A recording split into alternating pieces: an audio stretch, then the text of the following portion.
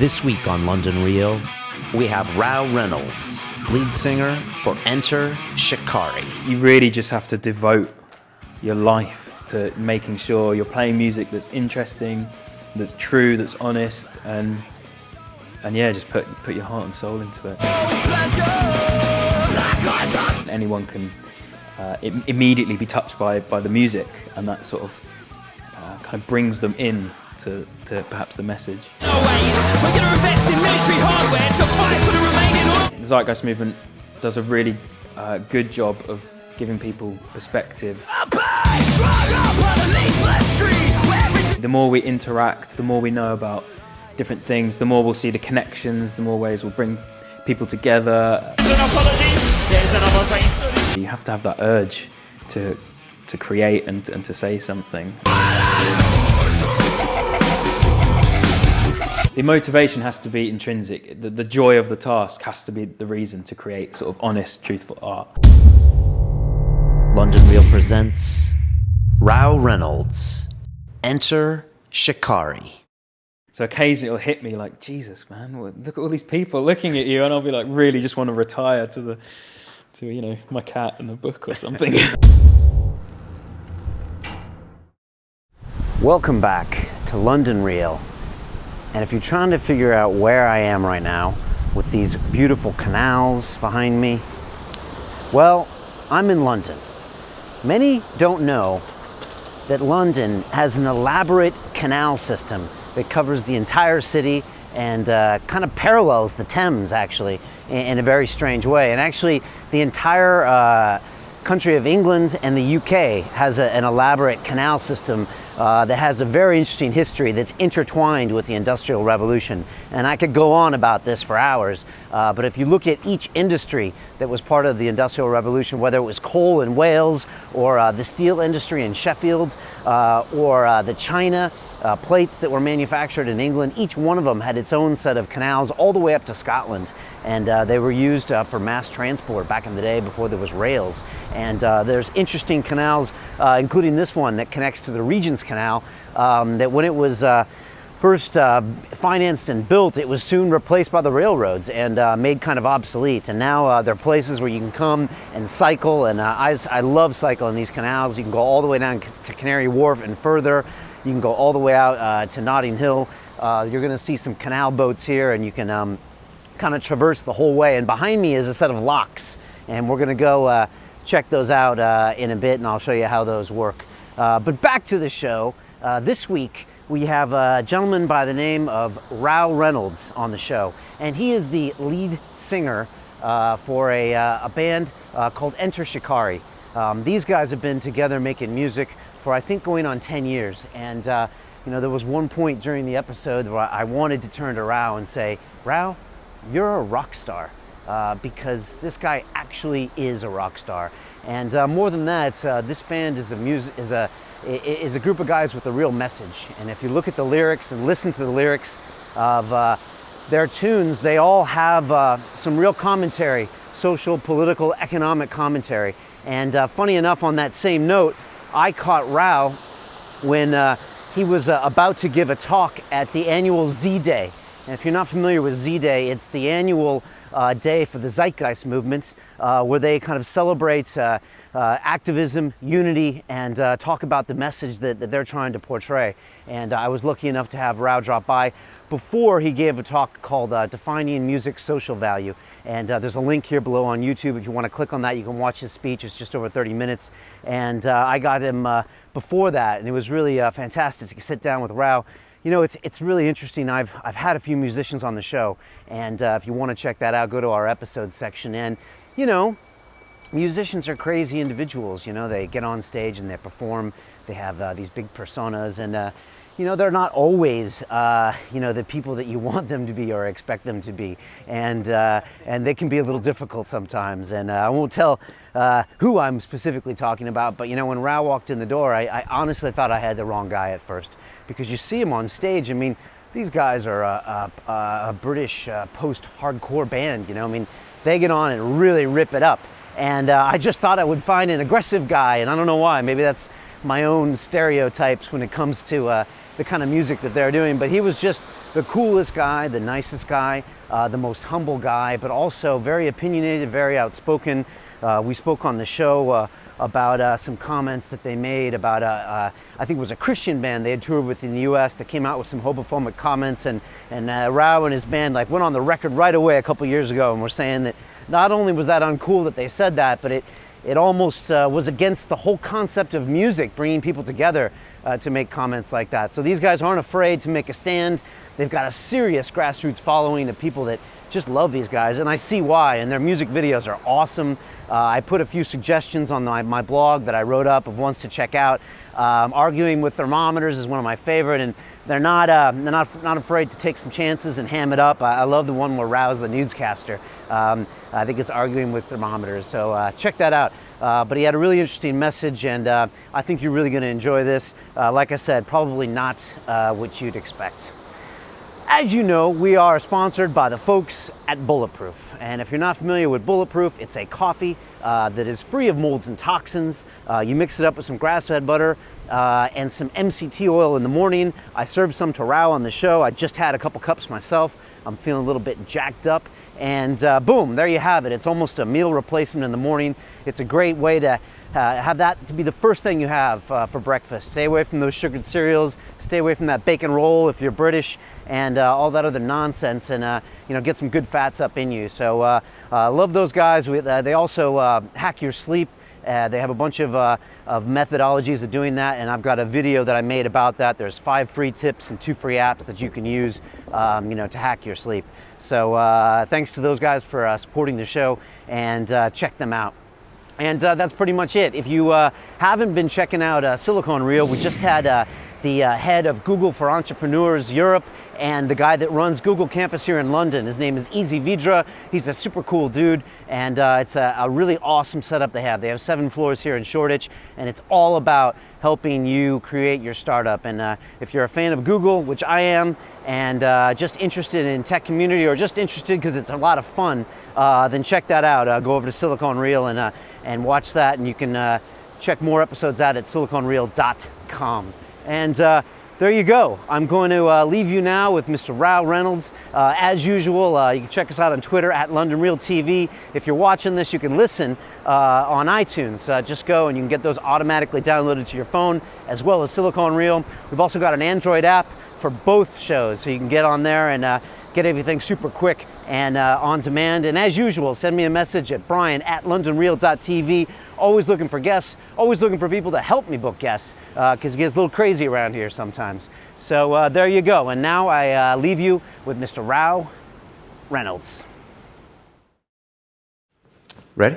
Yeah. Okay, let's do this. This is London Real. I am Brian Rose. We're sponsored today by the folks at Bulletproof Coffee, which we're both having sips of right now. It's a coffee that's free of molds and toxins. You mix it up with grass-fed butter. Yes, I did say butter, and some MCT oil. It probably looked a little strange when I was making it for Rou. And it's kind of I think it's inspired by like a Tibetan yak tea, and you kind of drink it in the morning. It's got like this butter and this caffeine, and it kind of is a meal replacement. So you skip all those nasty breakfast foods you've probably been eating, like cereal and sugary business. And chocolate croissants and all that stuff. So anyways, they're also a biohacking company. I've got some videos coming out on sleep hacking that are sponsored by those guys. So thanks to the guys at Bulletproof.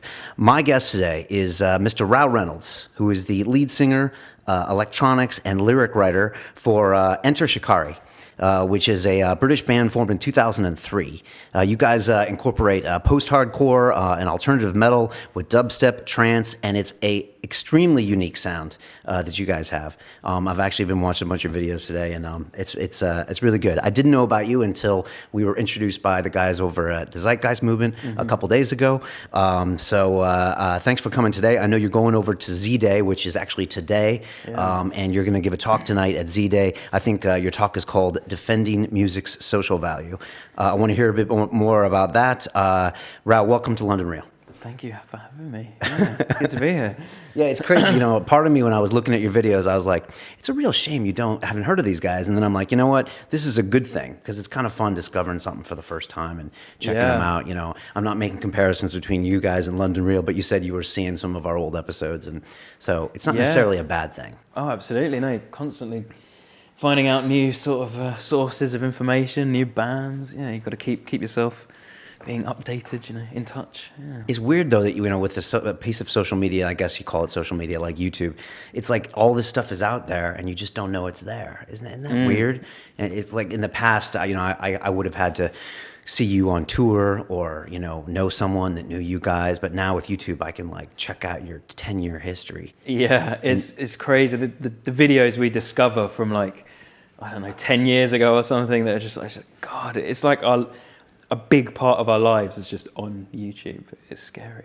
Yeah, but it's awesome because my memory is bad, so it helps. Oh, of your life, like performances of you guys and videos you made. Yeah, it's just all sorts of footage, from throughout our lives. I guess being in a band, a large part of your life just gets documented anyway, so yeah, it's crazy. Yeah, it's weird. I don't know if you ever listened to a guy named Terrence McKenna, but he was a guy that used to talk a lot about psychedelics and things like that back in the 80s and 90s. And this whole theory of like the fact that you can put something on YouTube and you can see what Rou was doing like 5 years ago or 10 years ago, and you can have this like image and it never goes anywhere. It's a really weird thing as humans that it's only happened relatively recently, where you can have these snapshots of who you were in the past. And yeah, it's kind of weird. I think it sometimes makes us not value the moment as much. You probably know friends of yours that are always taking pictures when you're hanging out and posting them to Instagram. Yeah, maybe you're that guy. I don't know. Well, you see it, especially at our shows. We're looking out, putting our heart and soul and everything into this music. Phones. And people with their iPads and phones, just come on.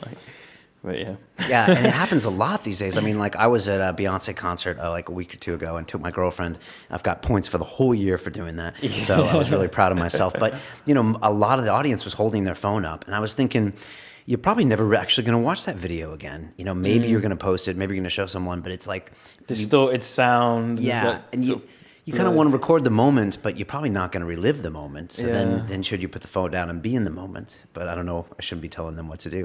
But some musicians complain to the audience, right? They're like, "Would you put your phones down?" Right? There's some guys out there that do that. Yeah, I mean, if that's what people want to do, I can't complain because, as I say, my memory's awful. So if I have a way of reliving a moment, even if it is this kind of crappy, distorted video, at least it will just bring back the memory and the emotions of that moment, I suppose. So. When I look at your music, it seems like you guys have always been a group that did what you guys felt and didn't allow yourself to be categorized or grouped into kind of one genre. And you guys would mix this with this and things that don't normally mix together. I'm not a music guy, but that's when I first noticed about you guys. And not to mention, say what you want to say, because a lot of your lyrics and messages are very political and very environmental. And I was just wondering if that's something that you guys consciously did, or is it something that just evolved that way? I think it just evolved. I mean, we started. Well, I've been playing in bands with most of the guys who I'm in the band with now, actually, since I was 11, 12, I guess. But yeah, Enter Shikari started when we were about 17, 18. And it was as that was starting, we were kind of getting into like hardcore punk, like music that was really visceral and sort of passionate, but it also had a reason to be. They were shouting about things that they believed in, and that started to inspire us. I guess coming from sort of an alternative music background, watching all these bands play, it's the live experience. It is. You're very much in the moment. For instance, our band, we're running around on stage like headless chickens like most of the time. So for us, it sort of became very important that if we're going to use our music as a kind of a release and a way of sort of exerting energy, and you have a sort of cyclical energy with the audience, then it has to be about something that we really believe in, something that we want to shout about. And I think we also had a couple of run-ins, like with our local council, for instance. This is back in Hertfordshire. They did very little for like music scenes and youth kind of overall, really. So I guess that gave us a kind of almost disrespect for not just for the council, but for sort of on a more widespread scale as well. Just kind of not just respect the traditional power structures, just without question. So it made us become sort of quite analytical Because they weren't doing anything for the community, like specifically. You didn't say anything. I mean, it's crazy the stuff they've done. There was one youth club, really, in St Albans where it's the only place where kids could go and watch bands. Like there's about one other music venue which is 18 plus, and they've been trying for years and years to close this place down. And it was a constant battle throughout our music scene to sort of fight against that. And it just showed the disconnect from the council, because they thought it was this, you know, this bad place for kids to be, and it was anything but that. It was taking kids off the street. It was giving them there's some great bands that our local scene was thriving, and I guess it did a good thing as well, because it created a real sort of strong community around the music, and you know, we're fighting the man, you know, to keep our gigs going, sort of thing. So it helped create you in a weird way. Yeah, definitely. I mean, it culminated in I think the last time we played our hometown, which is St Albans in Hertfordshire, in a gig at it's called the Alban Arena. It's not an arena, it's like a panto venue. And the council sort of made a clause that I mean, they tried to shut the show down, like, from the time we booked it, basically. But luckily enough, by that time, we had quite a big booking agent, like, as part of our team. So we were able to fight, again, the council, even at a bigger stage. And what year was this? God, 2010 maybe? Okay. I think. So you were already pretty well established. Yeah, this is sort of, you know, a homecoming show sort of thing, yeah. And they actually said the show can go ahead, and that was like a victory. This was like literally the day before it went up to that. It was this constant fight. But they said on one condition, that we have, I think it was 10 or 12 plain-clothed police officers within the venue. Just, you know, going around literally just snooping. I don't know what they were expecting the kids to be doing. I mean, our music, even though we're influenced by like dance culture, we don't have sort of a drug fan base, you know. That's not really part of who we are. We're also influenced by hardcore punk, which is promotes the sort of straight edge life, like drug-free life and stuff like that. Okay. So I don't know what they were looking for, but the hilarious thing was the only arrest, or not, I'm not sure it was arrest or sort of, they took someone out of the venue, and the only person that was one of the security guards, because he didn't have his license, his security license, his CRB license, something like that. So it's just like, well, there you go. But you guys, I mean, mosh pits, you're no stranger to mosh pits, right, at your venues. So does that scare the local authority? I mean, I suppose, yeah, when you look right? at that, yeah, you just, kids flailing about, you know, pushing each other and all sorts of things. I mean, yeah, I was at a show last night, a friend's band, Architects, and I was on the balcony looking down at this sprawling mass. I mean, their music is maybe a lot more intense than ours. It's like real sort of like metalcore, and it was crazy. It was intense, you know, just like moshing and flailing arms everywhere. Do you still call it moshing these days? Yeah, I guess. I mean, there's different sort of types. You know, there's like hardcore dancing, which is more of an art. It's more of an actual dance form. Okay. And there's just moshing and, I don't know, it's like pogoing and, you know, jumping up and down and bashing into each other and all that thing. I never really got that, to be honest, but like I can understand that the music is it's so sort of passionate and gets the adrenaline going, and you know, you want to sort of dance about a bit and not have to worry about maybe bumping into the next person. Will your gigs always feature some type of mosh scene in the very front? I guess, yeah, but I mean, I think, again, coming from a sort of hardcore punk background, and the music scenes within those genres is very concentrated on the community, very concentrated on, like, you know, sort of helping each other and unity and things like that. So when it may look like just a mass of flailing limbs and sweat and whatever else, it's actually, you know, everyone there is looking after each other. If someone falls down, you pick them up and stuff. But yeah, I think we've got to the point where we can just encourage people just to dance and have a good time, you know, just use the show as a release. You don't have to dance a certain way or, you know, something like that.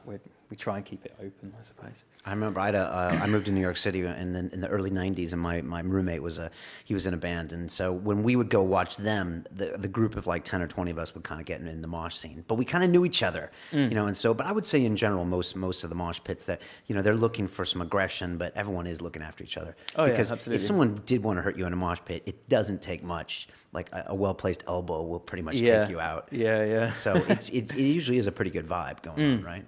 Yeah, again, that's why I think the hardcore punk influence, where it's hardcore dancing, where you literally give each other your sort of space, and it's if you're running into each other, everyone knows, and everyone in the area of the room where that's happening is in that area for a reason. So as long as you don't go charging to, say, a bit further back where people are just leisurely having a nice drink, watching a band, and barge into them, then I don't see it as a problem.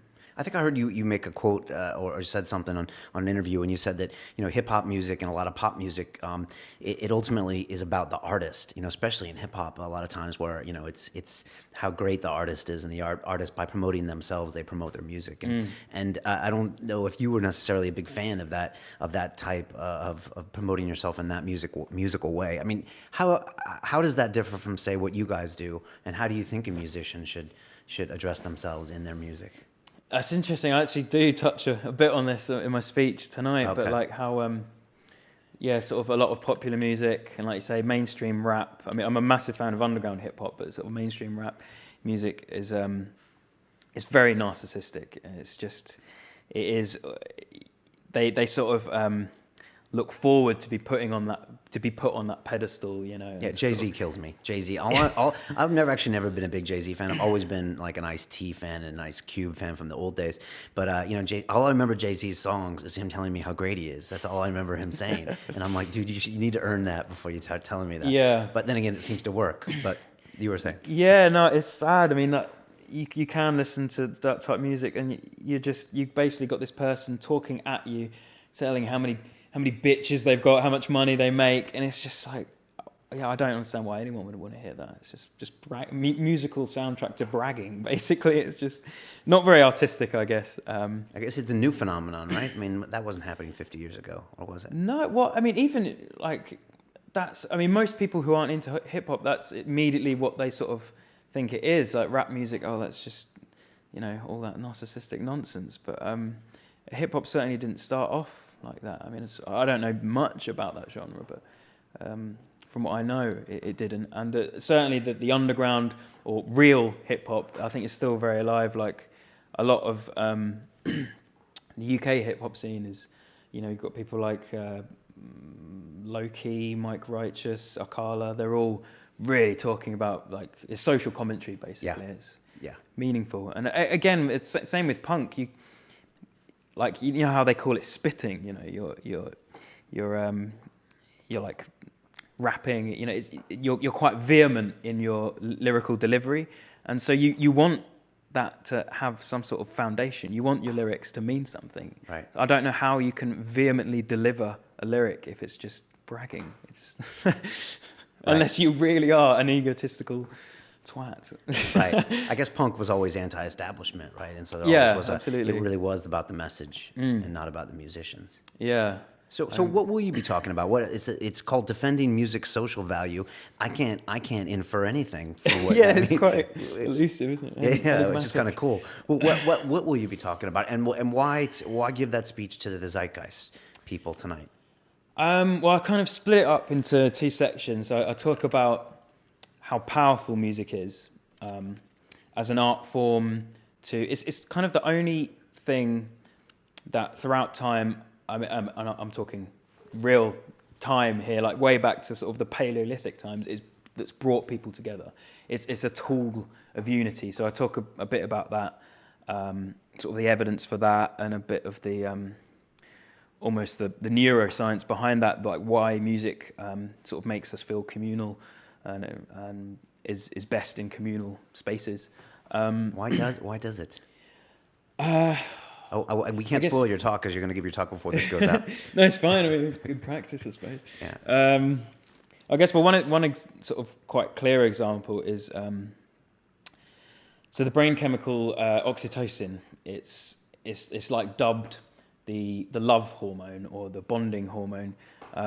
There's a great TED video actually about it. I can't remember who it was now, but if you just type oxytocin into TED, and it's released in the most simplest of acts. Like if you just hug someone, you're going to release oxytocin, this very tangible bonding feeling. And it's also released in like orgasm. It's also released just loads of social and maternal behaviors. And that's also released when you sing with someone. So it's just one other person, if you just open your mouth and you sing with them, or a group, that's so immediately just the most sort of primitive style of music, just using your vocal cords like in harmony, or at least in some sort of rhythm, you're going to release that brain chemical. So you're going to create a very real bond with those people, a chemical bond with those people, if you like. So yeah, I guess that's one of the reasons. And like I say, throughout history, I think that's kind of the main purpose of music. I think to bring people together, to remind us of our shared fate. So that's what I talk about in the first half. And I was in Los Angeles like a year ago, and I was staying in Venice Beach, and I was listening to a lot of the Doors when I was out there, and I was just listening to Morrison all the time, and I had this sudden realization, which I'm sure you've thought of before, and I was like, the original internet was like music, because like talk about how can you virally spread a message across the world, and it's like, well, make a song by the Doors, make The End or Break On Through or something, and then now people are singing it, and then there's a message, and it just spreads like wildfire. Absolutely, yeah. I mean, I guess with again in the talk I make sort of some ties between art and science, and with science you can obviously be very descriptive, very detailed about all sorts of things, all sorts of messages, but with art it really is open to anyone. Anyone can immediately be touched by the music, and that sort of kind of brings them in to perhaps the message, which is definitely what happened to us, as I said, like, being around all those types of influential music that we listened to, that sort of helped us in our direction. What percentage of your audience do you think knows your lyrics, and what percentage just likes the music? Because sometimes when I listen to hip hop, sometimes it takes me a year or two until I finally catch the exact lyric. Yeah. And I appreciate it more. Yeah. I don't know. It's an interesting one. We try and make it quite clear that primarily we just want to make music that hopefully gives people some enjoyment in their lives. It gives some color, so they can use it as a tool, just as for enjoyment. And then secondly, if they want to make the effort to dig in and to understand, then that's, I guess, just beneficial, really. Do you think that's a mistake some artists make, and they try to push the message too much?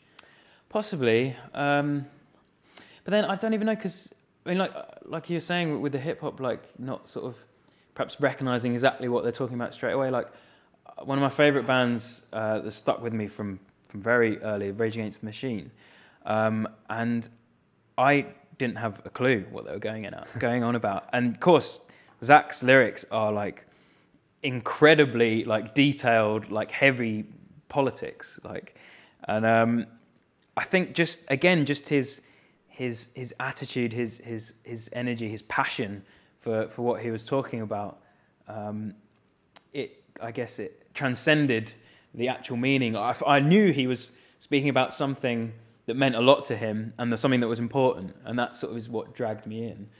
So even if you're making music that is very obviously sort of political, if you like, I don't.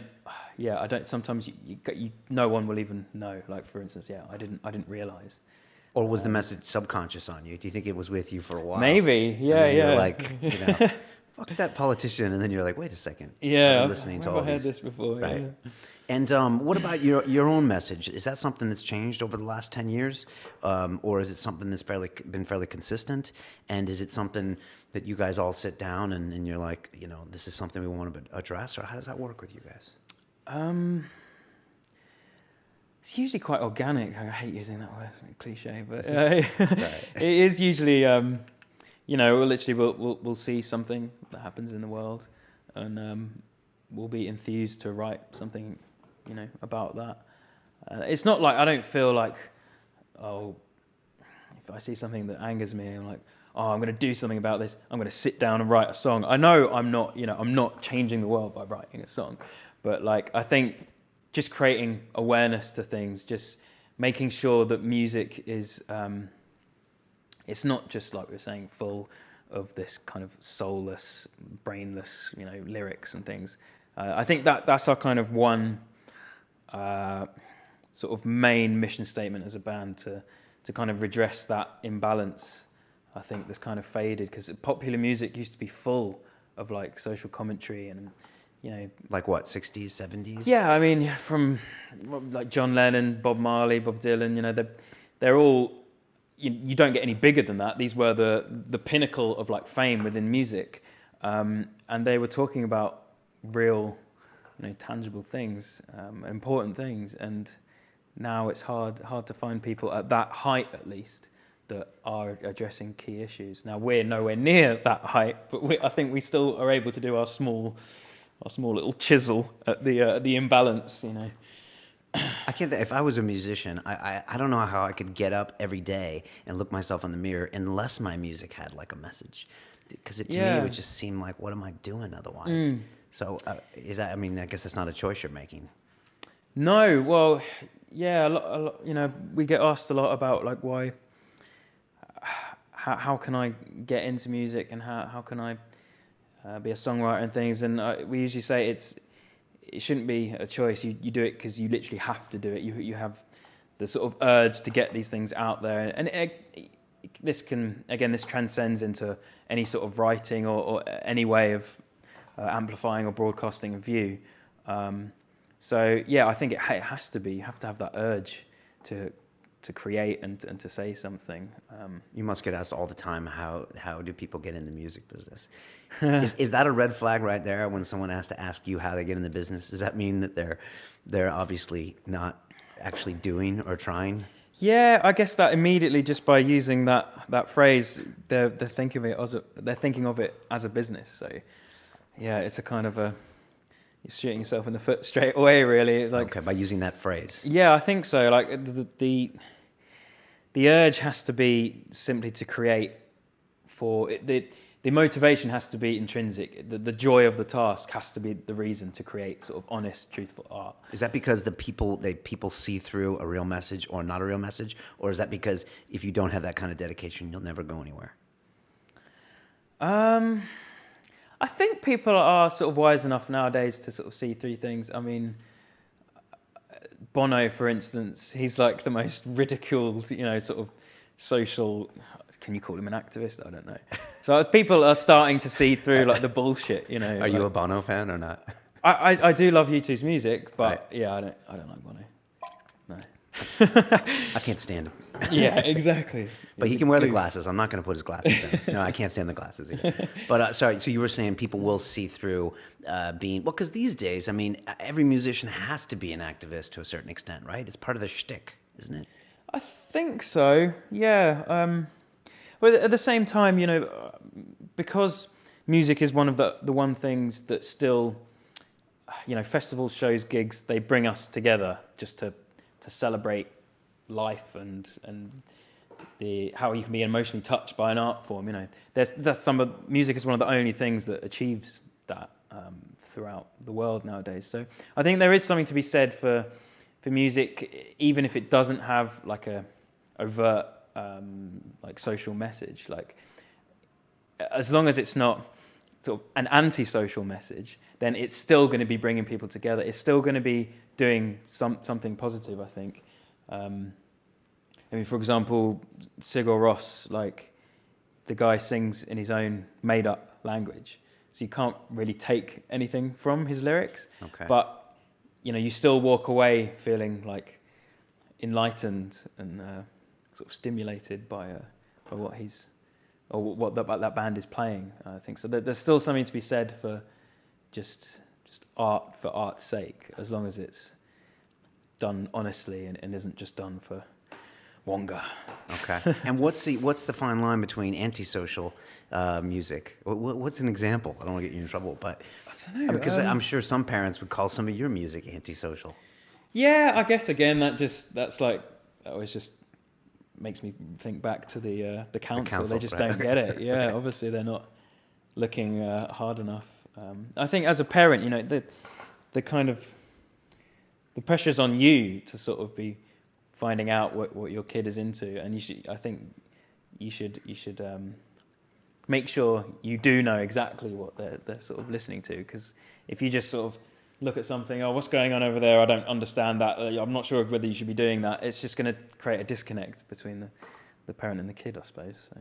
Yeah, fair enough. What's your history with the Zeitgeist Movement? And do you consider yourself a member of? Do your fans ask you questions about the movement? Yeah, certainly.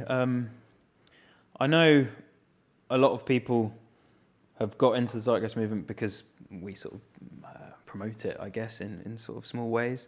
And vice versa. I know a lot of people have become interested in our music because through the Zeitgeist Movement, because you know, social commentary in music that is of, you know, some level. You know, we're a band that's able to tour the world, for instance, like crazily. So yeah, but whether I'm a member, I guess it doesn't really have a membership, No, does it? It's or just, a leadership. Yeah, It's exactly. It's a very unique organization when it comes to that. I think I just look at it as like a portal for information. Really, it brings like the sort of the newsletters and things. Is it zeitnews.org, where they have basically all the latest sort of technological advancements and sort of ideas within sort of social ideas of how we can change and progress as a society. How would you sum up the Zeitgeist Movement? I know it's kind of big, but if you had, if I was a new fan, if I was a new, a fan of yours, and I was like, oh yeah, I heard you mention the Zeitgeist. What is it? And you had to tell me in 60 seconds. What would you tell me? It's I think just certainly what I use it for is a portal for information, for knowledge, because I think that the media isn't doing, well, mainstream media at least isn't doing the best of jobs of creating perspective. Because obviously people every day, we all have our own jobs, our own worries, our lives are hectic, just looking after ourselves and our family and friends. So very rarely do people think about the big picture, which is detrimental because it's the bigger picture that is affecting their lives and making their lives so hard and so hectic. And I think the Zeitgeist Movement does a really good job of giving people perspective and being able to lift you out of your hectic, stressful life and going, okay, look, this is what our system is doing. These are some of the things that we could go, the directions that we could take, and so yeah, it sort of helps where perhaps media isn't, media isn't doing its job, I suppose. And what are some of your like top 3 lists as far as things that you like to change about the world right now, when it comes to politics or economics, or am I diving deep in there? Oh yeah, where'd you start? I guess it's the things that strike me, I guess, about our current like society and economic model is that it's the kind of what Occupy was going for, the Occupy movement. I wanted to get your thoughts on that too. Yeah, well, it's just like the whole thing is, we live on one planet, spaceship Earth, as Buckminster Fuller used to call it. So we do literally have one chance. We've got this abundant Earth, abundant with resources, but they're not infinite. They are finite. They are going to run out. And at the moment, we're not really addressing that. It's still just business as usual. I guess, climate change and energy companies is the best example of that. Like, because of the infrastructure and because companies kind of only care about short-term profit, they're not thinking about the sort of destruction they're doing, or maybe they are. They're doing what they can, but they can't do enough because of the mammoth infrastructure.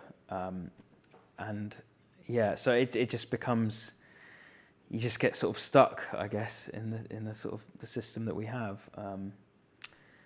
Yeah. Okay, that's good. And when it comes to political politics, like when you look at the UK, is there the weird thing about the Zeitgeist is that it's looking for really almost like a 180-degree change, and sometimes it's hard to see how we're going to get there. When Ben McLeish was here Yeah, from the Zeitgeist absolutely. Movement, I said, Ben, what are 3 things I can do right now to get myself towards the Zeitgeist way of thinking? And a lot of what he said was like, do basics, Brian. Shop local and buy local and do a lot of these basic things, but.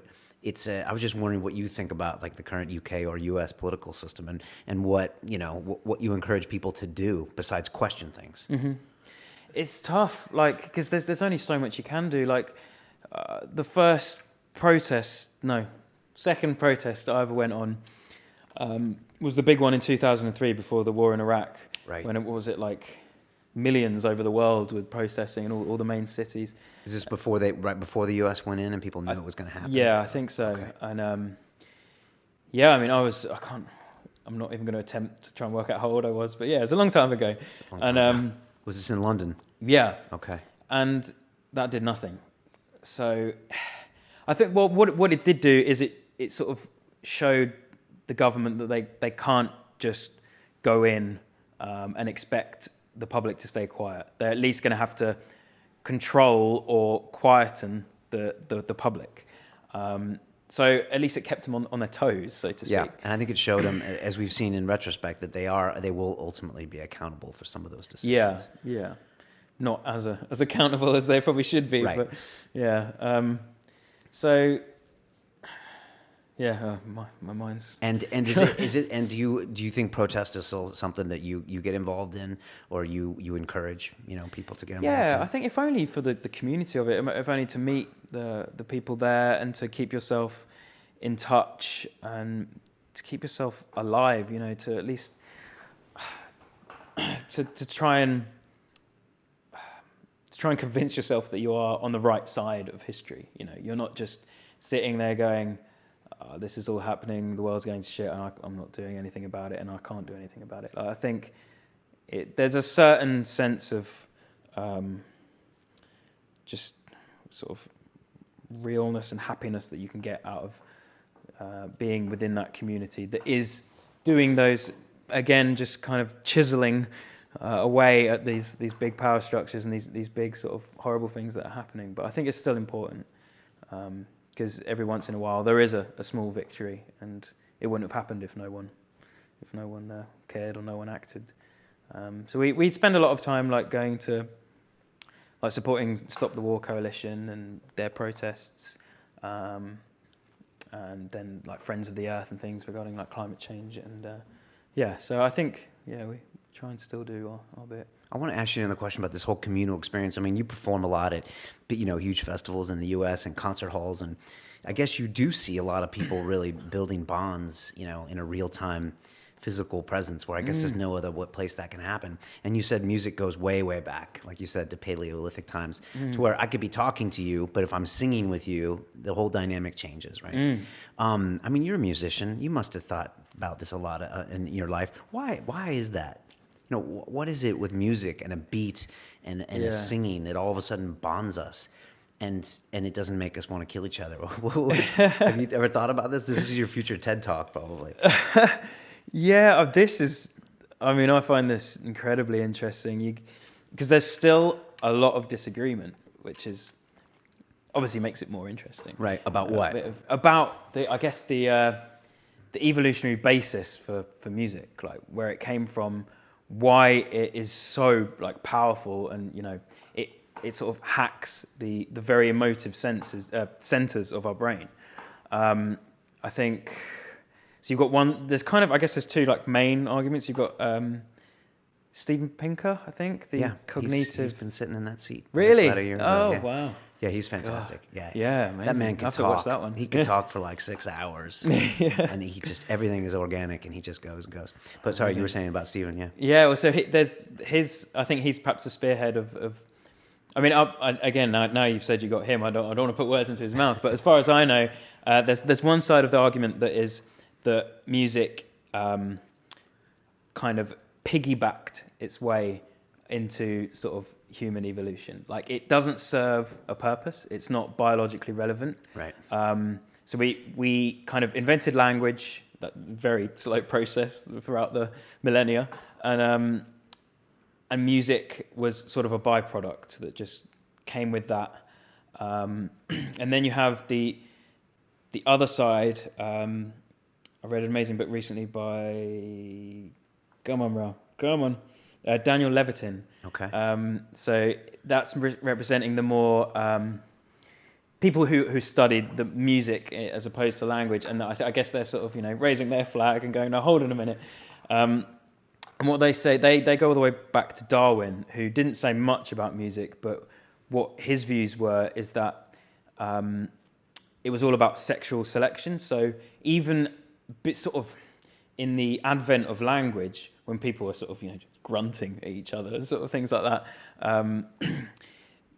music was kind of it was like the peacock's tail. Okay. It was like it was a show that you have these you have sort of the intelligence, but the relative intelligence to what they had, to be able to sing and make rhythms and pitches. It was showing off, basically. Okay. It was to attract and mate. Okay. So that and that's, it seems to have some basis there, because that's how the parts of the brain that sort of represent pitch and rhythm, how they became sort of entangled and intertwined with emotion.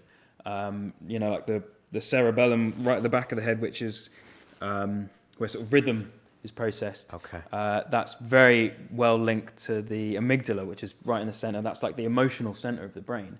And so that's where they think that's how that sort of came to be, because of sexual selection. Wow. And the fact now that we can walk around with our iDevices and access, all these different genres of music and pump them through our headphones at any moment in time, something we couldn't do even 50 years ago. Yeah. Like, does that ever blow your mind? Because usually people would have to go to a venue to aggregate, to listen to it in person. Do you think that's changed music in a bad way, cheapened it at all? Because it doesn't have to be de facto a community experience, or they don't have to get to watch you perform and you guys put all this emotion on stage, that now it's really disconnected to where it's just in my ears. Yeah, well, especially when you're sitting on the bus and you got the kids just using their mobile phones, listening to music, and it's like this tinny, horrible sound. It's just like, do you know how much the artist spent on making that music sound perfect? And spoken like a true musician. Yeah. So yeah, that grinds my gears. But yeah, I don't think it really diminishes the communal nature of music. I think there'll always be something about live music that can't be replicated with a pair of headphones. And that is the community experience most of all, or is it also watching you guys perform? Well, for us, yeah, our music is very, the live side is that's where the music really feels comfortable, I suppose. Where it's home. It is live. It's visceral. It's intense. So, yeah, as I was saying earlier, to get the music, often people say they have to see it live. Our music, I mean. Yeah, for people who haven't seen Enter Shikari, you guys are pretty intense. Yeah. I wouldn't say you yell a lot, but you're raising your voice a lot. Yeah, certainly. I'm using the full dynamics that I've been. Do you ever burn your voice out? Does it go? Oh, absolutely. Yeah. Or have you learned how to hold it back a bit? Yeah, I guess you just have to take good care of yourself. I mean, for me, sleep is the most important thing, which is not great on tour when you're going from trains to buses, trying to sleep on buses as they're ricketing up and down. I'm not very good at that. Like, I know, like the rest of my band they'd be able to fall asleep standing up probably, or at least sitting down, whereas I'm useless. I have to be in like a quiet, laying down environment. So I'm not very good at sleeping. And that really affects my vocals. And when you tour in the States, I think you were telling me earlier, you'll tour for like a month and you'll do 28 days straight, or something like that. Yeah. Okay, that's crazy. The States is definitely the slog of all the places to tour. Is that because there's so many places to perform, and to spend the capital to go there, you might as well do all of those? Yeah, exactly. I mean, as I guess with Australia, there's a lot of just space. Yeah. There's nothing.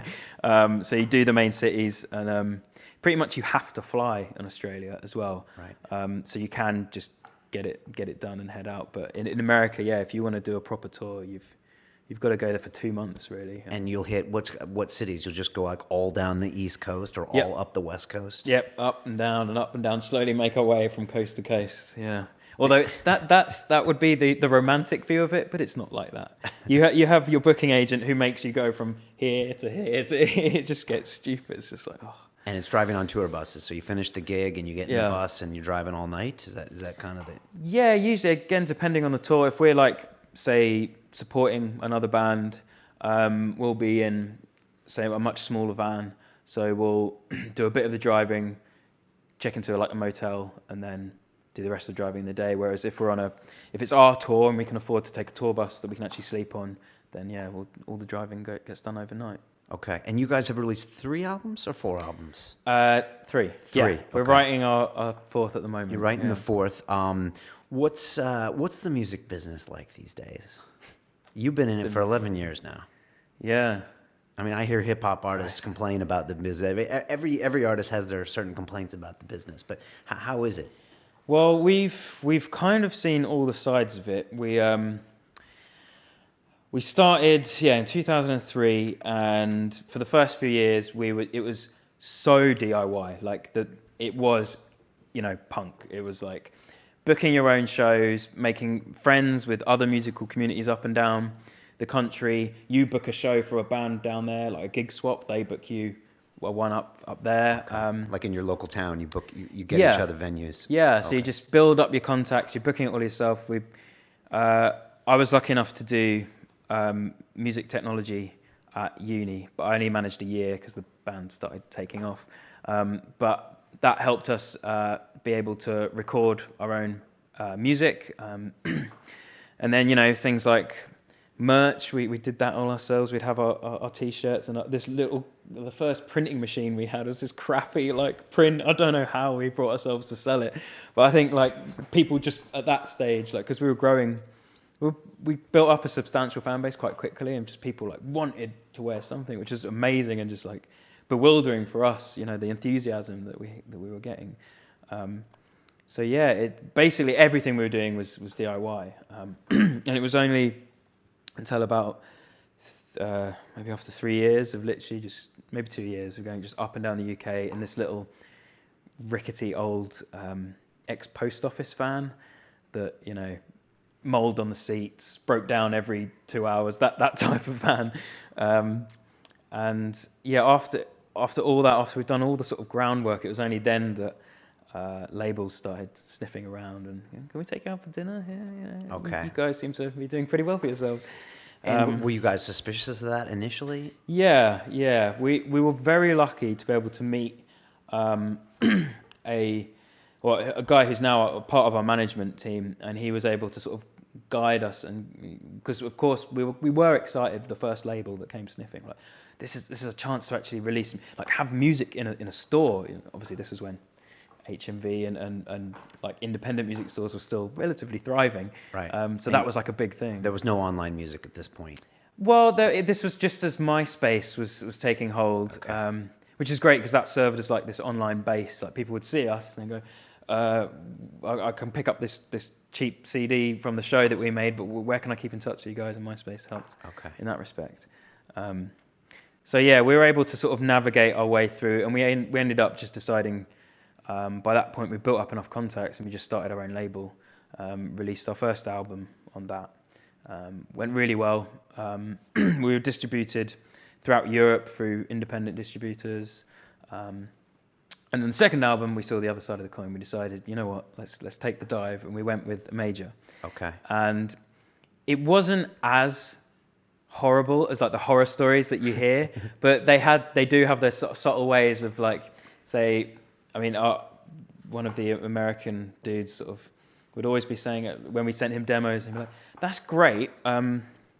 What about if you take this bit out and just add another chorus, and then maybe take our guitars out of that bit and just keep it sort of fairly simple?" They were just really trying to dull us down. Okay. And so immediately we felt very uncomfortable. We obviously didn't listen to a word of what they were saying, but so there were things like that, and I guess the whole bureaucracy of it as well. If you want to get something done, you'd have to go so many levels throughout the label just to do I don't know, a music video, just to get like the funds for that. So, But they were making a significant capital investment in you. yeah, That paid off. Yeah, well, Investing in what, studio time and tours and. yeah. Okay. So they just give you just a big sort of lump advance. Then you'd use their press people and things like that. And the thing with majors as well, they usually have so many bigger fish to fry. Us just being this sort of alternative band, you do get brushed aside. And it's, yeah, and as I say, just trying to get anything done, it just takes so much longer. And we're like, you know, we're a band that's just like in the creative process, and we get very fidgety. And we're like, if we have an idea, we want to put it out straight away. And so it just didn't work with us, so we went back. And you signed a 1-album deal, so you weren't really tied down to that label. No, that. yeah. But so in retrospect, you're glad you did it, so you knew, but then you just decided that you needed to be on your own label? Yeah, I think it was good to see the other side of it. I mean, don't get me wrong, there's like some lovely people working at majors who do have their like heart in the right place. They're enthusiastic about music, but there's, as I say, there's so much bureaucracy involved. It's so much, everything has to go upstairs to the, you know, the money department of the label to even be planned. So it's okay. Yeah. Now, for your third album, did you miss not having the money and the resources of that label when you came out with it? No. Did you? Is that because your fan base is really organic and really loyal to you? Yeah, we're very lucky, really, that sort of legwork that we did at the beginning, it really did build up that a solid fan base that were into the music from day one, and it just built from that. So we were lucky to have a fan base that has just stuck with us and grown throughout the years. That we didn't need a lot of the way majors market is it's all sort of big in your face, and it's just, you know, it just doesn't work with our style of music. I don't like that. I don't want to see myself on advertisements and things like that. It's you know, if you get into a band that way, it doesn't feel right, you know. Right. Okay, I understand. Now you're in the creative process right now for the fourth album. This is a weird place in a lot of careers of bands. I mean, like, where are you guys in your head? Do you feel pressured to deliver something new, to stay true to the old values, or are you guys just being yourselves and like coming up with whatever you feel like coming up with? Yeah, that's the aim. Just the only pressure is coming from ourselves, because we want to put out another album as soon as possible. So we don't have a label guy knocking on the door, go, come on, deadlines. But we do have pressure from ourselves, and I think at the moment we're at the stage where we're just over the initial kind of tearing your hair out, like mega nervous sort of stage, where I always get this for every album. I suddenly think, like, you know, have we still got it? Like, oh God, I'll be writing something. It's like, oh, this is rubbish. This is nowhere near as good. Oh my God, we've lost it. Like, because you only do this once every couple of years, right? Yeah. We have to go to the drawing board and be creative. Yeah, Okay. exactly. There's a lot of pressure. Yeah, I mean, we try and do sort of riffs and stuff on the road and keep a kind of back catalogue of stuff ready to go. And that, again, can add to the sort of the nervous jumble of your head, because you've got all these, you know, riffs that you've literally hummed into mobile phones or voice recorders. You've got, you know, dodgy guitar riffs that perhaps you've put down on your laptop here and there, and you've just got this mess, basically. So that's where we're at. We've just got over that. We're sort of quite organised now. We've got, you know, all the riffs are listed by key and tempo and feel and stuff like that. Nice. Yeah, that when we get to that stage, it's like, okay, right, we've actually got a lot of good stuff to play with here, and we've actually got 40 sessions open at the moment. So that's potentially 40 new tracks? Yeah. Oh, well, to be honest, most sessions have at least a one or two ideas in them, or actual song structures within them. So that's going to be the hard thing, cutting it down to 10 or 12 tracks or whatever an album should be nowadays. And can you see yourselves getting older and getting more mature and like finding different routes, you know, with your creativity? Thinking I wouldn't have wrote this song 4 years ago. Yeah, I think so. I think lyrically, for sure, this album's going to be a lot more, because our last album was so to the point. It really was quite frank, overt in its lyrics, in its messages. This album, I think we're going to go. It'll still be, every song will have a very deep, you know, meaning. But I think I've been like reading a lot more fiction and sort of getting more interested in more artistic stuff. So I think it's going to be more interesting musically as well in that terms. It will be even breaking even more genre boundaries and, you know, hacking into all sorts of bits of the musical spectrum. And you know, we had Beardy Man in here a few months ago, and you know, he's got his Beardytrons that he uses. And I watched one of your music videos. I think it was old one, probably, you know, Sorry You're Not a Winner from a long time ago. But you have similar devices, right, that you play with. Yeah, we've got all sorts of synthesizers and samplers and things, yeah. And do you, because obviously he like sometimes improvises a lot of his tracks when he plays. I mean, do you play around with that where you have, like, you know, screens that you can just like press and get sounds that you're feeling like in the studio as far as a creative process? To a certain extent, like, because of the large scale of like what our band is now in terms of its musicality, its instruments, it's grown so much. It's hard to be like totally just in the moment, and we're able to improvise like live. So a lot of it is literally. I mean, we can play about with the set and like add different songs in. But once we're doing a song, like because of like the sequences and stuff like that, there's not a lot we can do. Right. That makes sense. Yeah. That makes sense. And when you're creating in the studio, though, then you can play around with whatever you want. Yeah. Do you ever shock yourself by going in a genre direction that you wouldn't expect? Like, are we going to get a country song from you? I don't think so. No? My dad actually loves country and western. Really? Like, he used to play that all the time in the car, and I can remember singing along to like Garth Brooks and stuff like that. But whether I actually put that in, I'm not sure. Do you know what happens when you play a country song backwards? What? You get your job back, your wife back, and your dog back. Classic. Sorry that. So you're not going to go into completely any. Well, you guys cover most genres, don't you? So we try our best. Yeah. And every song will have a message, like a very serious message. Yeah, pretty much. I mean, sometimes it's more specific about something, but a lot of it as well is just the overriding sort of message of unity, and perhaps using a different metaphor to get that across, for instance. Yeah. Okay. Talk to me about staying together as a band. You guys have the same 4 original members that you had 11 years ago. You guys seem pretty tight.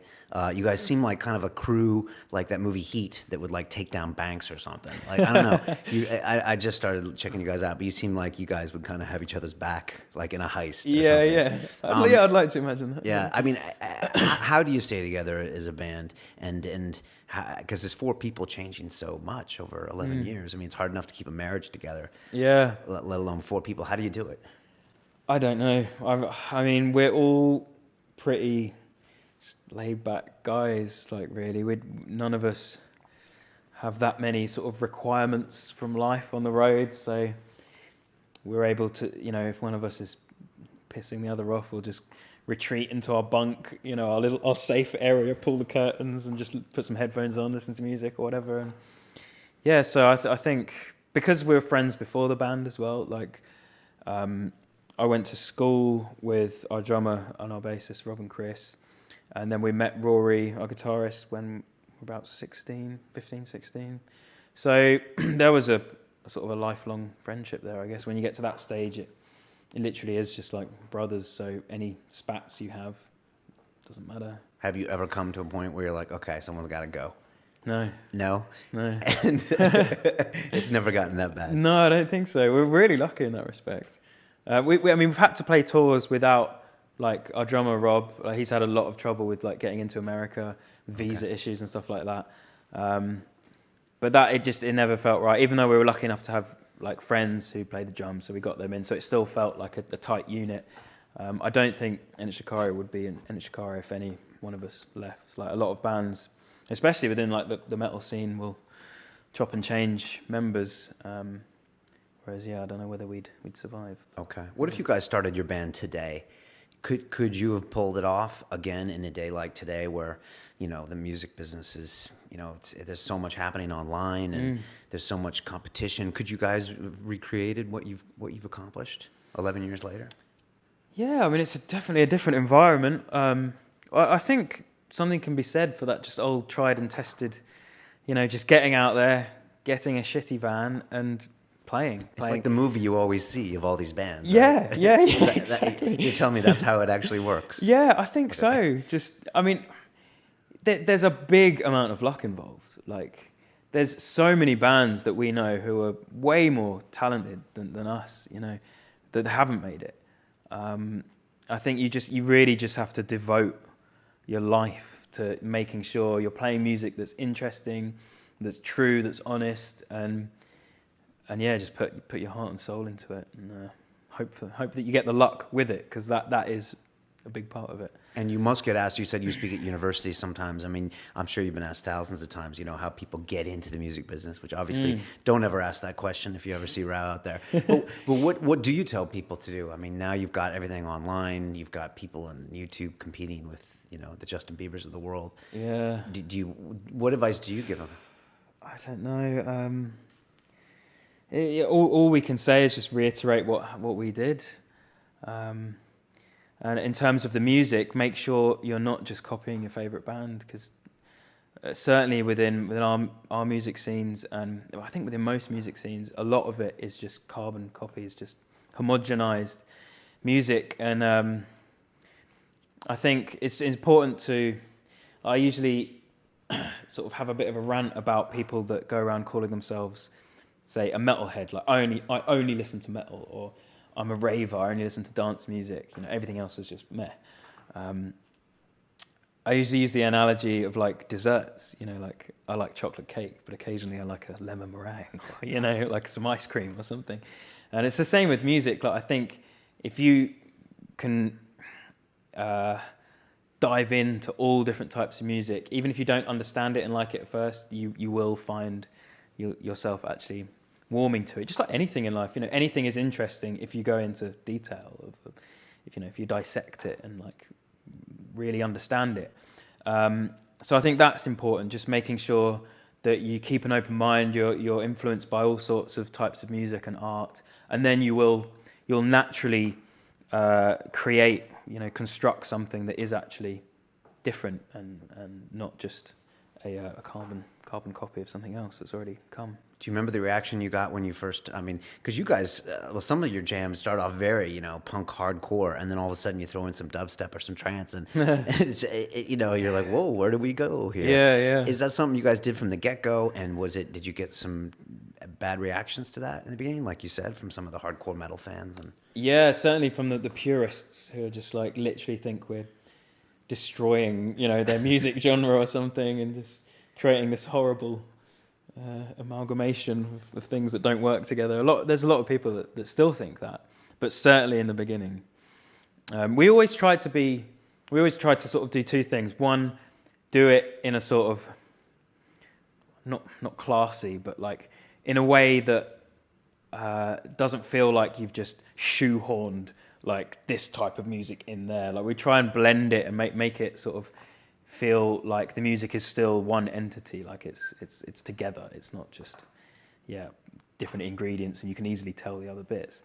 And the other thing we try and do is, it's more of a romantic thing, but try and pay respect to where we got those influences from. Like, try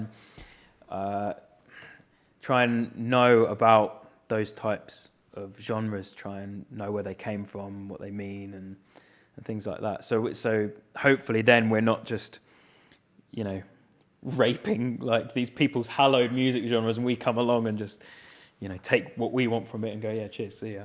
So yeah, we try and be respectful in a way. You know? So you kind of give a nod to the classics of that genre when you mix them. Yeah, trying to understand it, I suppose. Okay. You quoted, I'm going to hit you with a quote that you said. I think you had quoted Plato when you said something recently, and you said, music is a more potent instrument than any other for education, because rhythm and harmony find their way into the inward places of the soul, something we were talking about recently. I think you quoted that when I think there was a Christian band that had made some, you know, some homophobic comments, and you really came out and blasted him, and you could tell that it really bothered you. I think that not only, I think in the article you wrote, that it wasn't just some guy from the Christian right in the U.S. You're like, this is a musician. This is a guy who, well, I guess according to you, is dealing with a medium that is about uniting people. Yeah, and exactly. He was coming out and saying some things, and it really bothered you. And I was just wondering if you could just talk about that article and why it hit you so hard. Yeah, I mean, things like that have happened a few times. I think we've been kind of unlucky, really, in terms of. I remember the first time something like that happened was where we played a show. I think it was in Nottingham in like 2005, 2006. And after our show, that it was in a part of the town where there's quite a lot of music venues, and people were leaving another show, and I don't know whether there was a band performing that represented these type of views, or whether this was just people that had been to that place. I don't know whether there was a venue involved, but there was this group of people who literally were, how do they describe, like Nazi punks, basically. Okay. And they were running down the street, shouting like horrific racist stuff. And we were just in utter disbelief. And like, I think that, again, that's the same as what you were talking about, what happened with this this member of a band that we toured with in America. He basically just started using his social media, his pedestal for just this antiquated drivel about homophobia, and there was a religious overtones to it all. Homosexuality is a sin. Jesus died for your sins, all that crap. And you obviously don't take that message very seriously. No. I mean, it amuses you even that it would happen in this day and age. It's sad that that's still, right. Someone can grow up in a world where we have a computer in front of us. So basically, we can educate ourselves with anything, and he still is able to grow up with that view. But then, he's probably indoctrinated by his parents and all that stuff. The Bible Belt's a crazy place. Yeah. I haven't even toured that probably as much as you have, like that proper center. But it's crazy, man. You see those crosses on barns, and it's like a whole different kind of, I guess, a subculture, I guess. I guess religious extremism it happens everywhere in the world, whether it's in the hills of Afghanistan or in the Bible Belt of America. Yeah, definitely. So you were saying, so he uses social media, and you felt like you had to come out and say something about that? Yeah, so it's not just the fact that he had these sort of just sick views, as I say, archaic. It was the fact that he was, and again, the fact that the Nazi punks were this, as you say, this medium of music, the tool that is an instrument. It's an instrument of unity, literally, because of its history, because of the neuroscience involved in music. We know this, and to be using your pedestal that you've created because of your music to spout this rubbish. It was just it really grated us. And thankfully, there's the blog that I did, and like loads of other people. There was a lot of written pressure, and he ended up quitting music. And certainly I've never met a Nazi punk since that night. So I think all of that stuff it's rare, thankfully. There is faith in the human race. So you have to, as a musician, you really have to take what you're doing. You have to consider it a privilege and treat it with respect.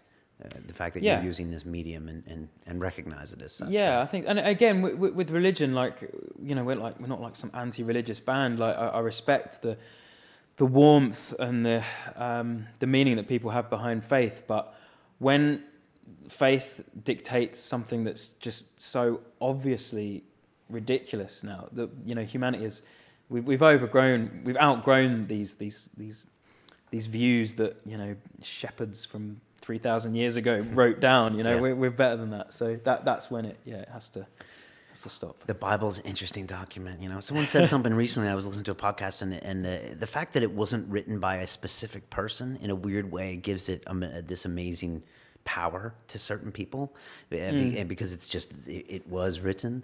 And then the fact that there you can look at any verse and obviously attribute it to kind of whatever you want. It's I don't know, we've had a lot of discussions about religion on this show, and if you tried to make up a religion like Mormonism or Christianity or Islam today, and I came out and said, my name's Brian and you're going to do these things, people would think I was absolutely insane. And I'm like, okay, this is what happened, and this is what you're going to do, and you're going to do this, and you're not going to eat this. And people would be like, are you kidding me? Like, that's the most insane thing I've ever heard of. But obviously, since we're kind of used to it and it's part of our history. As well, I guess there's the sort of miracles that were performed that made people think, back in these days, that this guy is obviously sent from the gods. Like, you think the type of things that we can achieve now, like Right. if they had known, like they would have realized, yeah. Send a man to the moon. Yeah, and it's just funny, like when you hear some of the stories from the Bible. I'm probably going to get some hate for this, but like my 9-year-old, she'll come home and they teach him some religious stuff at school, and she'll be like, "Oh yeah, Jesus did this," and sometimes I'm like, "You sure about that? Did you really?" He's like, Yeah. It's almost like what is the phone call where you get 10 kids and you tell one person a story in their ear and they have to whisper it in the other ear, and Right. someone comes out with some crazy thing that some guy did Yeah, 2,000 years yeah. ago, and you're like, "Are you sure he actually walked in the water? Like, you sure?" So, anyways, we can get into Yeah. that. 10 years from now, where is Enter Shikari, and what are you doing with yourself? Who knows? 2024. Are you going to be talking at Z Day, or what do you think? What do you hope to be doing then? Well, I'd like to think that the band would still be together, at least in some capacity. I mean, just by the nature of our music, I think there is a kind of a use-by date on our band, because it is so sort of energetic, and the live experience is so much such a part of the music. So I at some point, for instance, we were talked a lot about Jack Fresco earlier. I couldn't be doing the same thing when I'm 98, Right? whereas Jack can do that. So I don't know. Maybe I'd like to think I'd still be doing something musical. But you'll be in your 40s then, maybe, or your late 30s. Then. Yeah. Then hopefully I don't know whether back would still be with it. I've already got some niggling things wrong with my body, so I don't know how long I'm going to be in one shape. But. All right, so you won't be the Stones. You won't be performing in your 70s. You don't think? Oh no, I couldn't do that. No. Okay. All right. I respect them, they're able to pump themselves full of whatever drugs that enables them to do it. But yeah, I couldn't do that. And will you be in the music business or not necessarily? You personally? I don't know. I've always loved the thought of going back to university, doing something more scientific. But it's a lot of money, it's a lot of time. So I don't know whether that dream will ever come real. So. And I think I couldn't drag myself away from music as well. I'd have to have some sort of musical outlet. So, yeah. Do you is performing something that you need to live? Is that outlet really important for you? It's such a different personality than you are. Yeah, well, this is what I was going to say. Maybe not the performance, because, I'll still get not nervous, but I'll still have a points in the show where I'll be thinking what am I doing? This isn't who I am. I'm actually quite a shy, sort of diffident person. So occasionally it'll hit me Jesus, man, look at all these people looking at you, and I'll be really just want to retire to my cat and a book or something. Because you're not shy on stage. No. Well, yeah, I guess the music takes you. But yeah, I don't know. So you're saying that you don't think it's important for you to perform and get that out? No, the creative outlet. Outlet. Okay. Yeah, as long as I'm writing music like that, that's what I think I enjoy the most. Just sitting down and being able to wake up, maybe getting an idea in my head or on a guitar or something, or whatever, and just being able to follow that idea. That's something that I treasure. Okay, so that's the important part. You think? Yeah. Because I remember Madonna said, not to compare you with Madonna, but she said that she was exercising her demons when she was out on stage. A part of her needed to get out there and do all that stuff. Mm-hmm. Otherwise, she couldn't just be normal. Right. You don't think that's the case with you? I don't think so, but I've never had. I don't think I've ever had a substantial amount of time off tour to sort of feel like I'm missing that part of my life. Right. So maybe, yeah. That's pretty much answered your question. I always ask everyone who sits here a question at the end of the show, and I'm going to ask you the same. Okay. If you could make a phone call to the 20-year-old Rou Reynolds and give that young man a bit of advice, what would you tell him? I guess it's difficult to think of something that's going to appeal to most people. I could tell myself things like, don't worry so much and don't be such a hypochondriac. I think that would help me. It's going to be okay. Were you a big worrier? Were you about your own success? I guess to a certain extent everything. Again, it's just a bit of a ball of sort of nervous energy and not good at meeting people.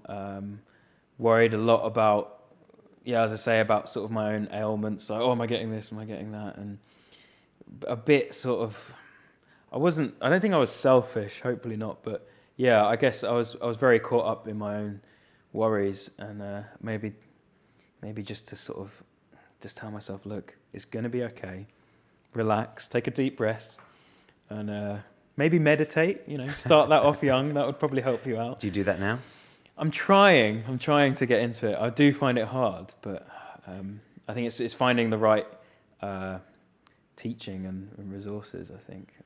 Yeah, it's hard to do. It's hard to keep up. What I've been doing lately is I wake up in the morning and I brush my teeth, and then I go right back into bed and I sit up at the end of the bed and I do my 20, 25 or 30 minutes of meditation then. Okay, yeah. So like it's part of my whole process in the morning. And that's when I find I make sure I get it done. Yeah. And I think meditation's weird. I think it's something that if you do it for a month or so, it gets you in a really good state where you can control your brain more than you think you can. But if you stop doing it, you might not miss it right away, but then you'll find that, you're making more impulsive decisions, or you're doing this kind of thing. So it's weird. I read a book one time and someone described you being in control of your body is like a rider on an elephant. And you can kind of like tell the elephant to go left and right and slow down. But if the elephant really wants to go, eat the fruit tree, then it's going to go. So what meditation does is it allows you just to be a little more in control of that elephant, of your physical, animal self, by doing that. So anyways, I wish you luck with that adventure. Cheers. The second part of that advice question is, what's the best advice you've ever received as a person or as a musician? Oh, man. I mean, there's so much. Questions that involve specific memories, I'm rubbish at. What about what's some of the good advice you've gotten over the years? Did the label actually end up giving you any good advice, or did you learn something from them when it came to the business or touring or anything? I mean, as I say, we learned a lot about the business in terms of it taught us a lot about ourselves and our way of creating. And I think the only way of creating it has to be. You have to be absorbed in it, and if you want to go down some route, you've got to be free to be able to go down that route. You can't be sort of restricted by some sort of hierarchy or bureaucracy or something. So, do you think the fact that they gave you some notes on some of your songs, do you think that in a weird way changed the song to where you probably made it even more so? I bet it did. It did, right? So I mean, that's so even when you measure the environment, you tamper with it a bit. Yeah, the old punk mindset will come in. Is he trying to tell me what to do? Right, I'm going to do the opposite of what he's saying what to do. Right. So, but you're happy being independent. Yeah, absolutely. Yeah, okay, the last part of that question, you might have already answered it, is to the 20-year-old listening to us who could be in China or Australia or South America, like what advice do you give to them in general? Maybe not if they just want to be a musician, but what advice do you give to them? I think, actually, I guess this also is going to be useful for the last question, just the best advice. It just finally came to me. I think to be interdisciplinary, I think that is probably the most important thing somebody can do, as in a personal thing for yourself and for the world. I think the more interaction between different areas of society and of education and just of everything really, the more we interact, the more we know about different things, the more we'll see the connections, the more ways we'll bring people together. So I think that's a good, I think as well for your personal health, it's good to just be interested in lots of things, have hobbies, and I think it keeps the zest for life going. It keeps you enthusiastic. So don't stick to one form of music. Mix that up. Mix up all your ideas, your hobbies, your practices, that kind of thing. I think so. Yeah. It's a good advice. And these days with the web, it's you don't have many excuses, right? Yeah, exactly. Everything's there at your fingertips. Yeah. It's weird because a lot of the people that listen to this show, especially when we first started doing it, like the first 6 months in, they would be like, we'd get messages and they're like, I live in a small town in Georgia, and he's like, and no one is having the conversations in my town about what you guys are talking about. We were talking about, who knows, ayahuasca or something like this, and they're like, it's great because I can listen to people having conversations that I'd like to have because they can't find it locally. So, there's no excuse these days. Absolutely. There's so much stuff out there. How do people get a hold of you? You're a Twitter guy, right? Yeah, I guess. How do people follow you or follow the band? And how can they stay in touch with what you guys are doing? Well, if they don't want to be engulfed in me making stupid faces, maybe don't follow my Twitter. That's just... What are you, at Rou Reynolds? Yeah. Okay. At Rou Reynolds. Yeah, I mean, our band is just entershikari.com. I mean, we're on Instagram, Twitter, all of them. Okay, and when should we expect the album out, and are you going to tour on the back of that, and the other $1 million questions? No pressure.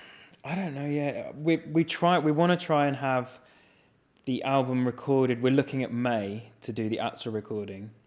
So we're still in the demo stages at the moment. So then, if that goes well, maybe we'll be looking at somewhere at the end of the year, beginning of next year for the release. Because I think, again, with this album, we're going to really push ourselves production-wise as well. We're going to be so anal about every sound. We're going to concentrate on the texture of the music a lot. So yeah, it's going to be a long process. Is that because you found that lacking in the past? Do you listen to old tracks where you wish you would have spent more time?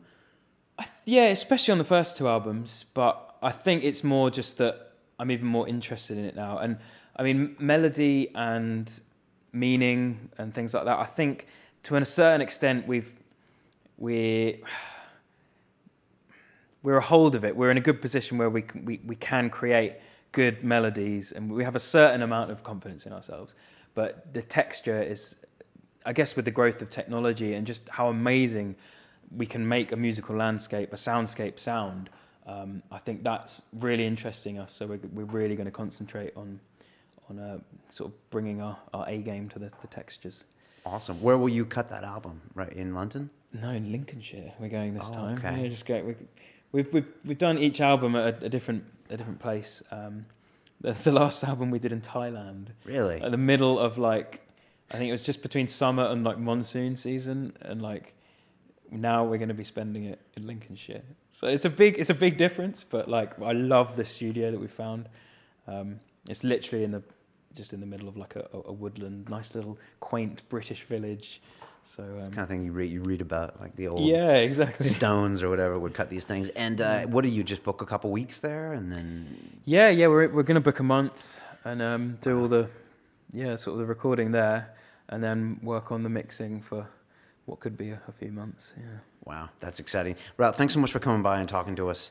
Thanks for having me, appreciate it. Good luck tonight at the Z Day. I'm sure it's going to go smooth. It's a very interesting topic, And it's weird because, I was saying earlier, how music was the original internet for spreading the message, and in a weird way, with the internet, I think we always assume that that's the way to spread the message. But maybe, in fact, music is the right way, or it is a way that we don't think about as much, Yeah, definitely a strong way, I think. Because it's like those lyrics you were saying about Rage Against the Machine. I mean, they were inside of you for so long before maybe you realized what you were saying, but they probably affected your behavior in a lot of different ways. So, I would think so. Yeah, you're infecting our minds.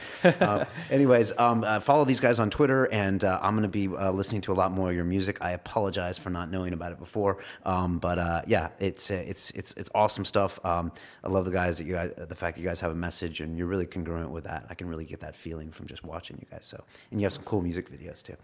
So, especially I like the one when you were a news reporter. So, that was and that's years ago, right? Yeah, that was a few years ago now. That was a fun one. Snapshots. As we say on London Real, it's about the journey. I wish you guys well on yours. Stay in touch, and thanks so much for coming. Thank you so much, man. It's been awesome. Okay, take care. You too.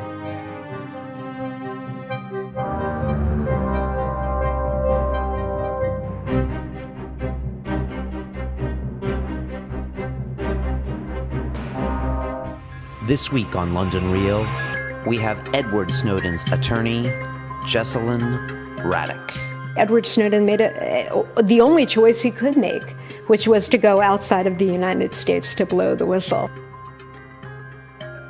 What we're going through now, people should be marching in the streets over what NSA is doing. There has been so much fear-mongering by the government that they've been able to create an entire surveillance state. And former NSA executive turned whistleblower Thomas Drake. What I was blowing the whistle on was government illegality, violations of the Constitution, massive fraud, waste, and abuse and wrongdoing. This was raw power. This is the government saying, you know what? 9/11 is our excuse. We're just going to get the data. I was facing 35 years plus in prison. To send a chilling message. To whom? to other whistleblowers, to others in the government. If you dare hold up a mirror to the government, if you dare speak truth to power or of power, we're going to hammer you and hammer you good. On Sunday, London Real presents Jesselyn Raddick and Thomas Drake, NSA Whistleblower. We just don't do this to Americans. That's why we had an American Revolution.